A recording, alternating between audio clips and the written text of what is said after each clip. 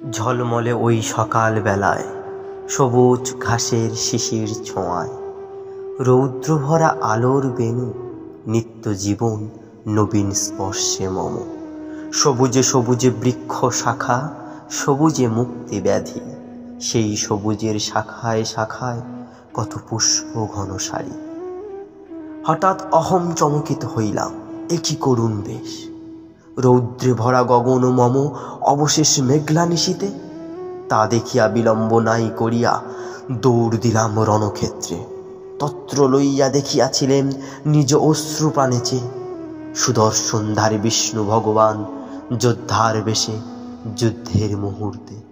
প্রতারণার ছল করিয়া বিষ্ণুর করাঙ্গুলি প্রস্যুতে সুদর্শন ত্যাগ করিয়া তস্য রবি কিরণ মাধবাস্ত্র দিয়া সূর্যস্ব আবৃত করিয়া চিরধরিত্রী দিবামোর নিশীতে ধাবিত হইয়াছে।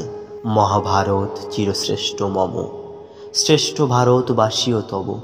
তন্দ্রাচ্ছন্ন শীর্ণ দেহ বিষাদের গান গাবে, মুক্তিযুদ্ধের জন্য মম বিশ্ব বিধাত্রীর বিশ্বের বলবীরে বাঁধিব শক্তির ডোরে।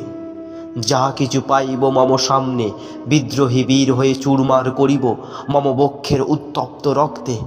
ক্ষণে ক্ষণে প্রতিক্ষণে জাগিয়া উঠিব রণে, শীর্ণ হয়ে শায়িত হলে জাগিয়া উঠিব তরে।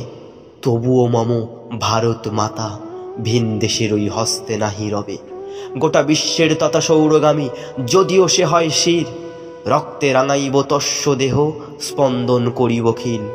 হাসিয়া হাসিয়া কত বিপ্লবী তারা বরণ করিয়াছে দড়ি গলে।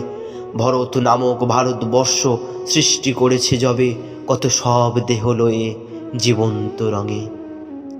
আহ ভগবান, কি তব দান রাখিয়াছে দুয়ারে বাঁধি। সৃষ্টির বেশ কত সৌন্দর্যে কাটিয়াছিলেম শৈশবে। রণক্লান্ত ওই যোদ্ধা সম গৃহযুদ্ধ করিবারে ইহকালে যোদ্ধাস্বরূপ পাহাড় বহন করে। মম দিন যায় তব সাথে রয় মৃত্যুর কোলে ঢলে। যা কিছু সবই একদিন তরি ছাড়িয়া লইতে হবে। অহংকারী মনোবৃত্তি যেদিন যাবি ছাড়ি, সেদিন তোরই সব দেহ মোর জ্বলিবে বর্ণে তরি।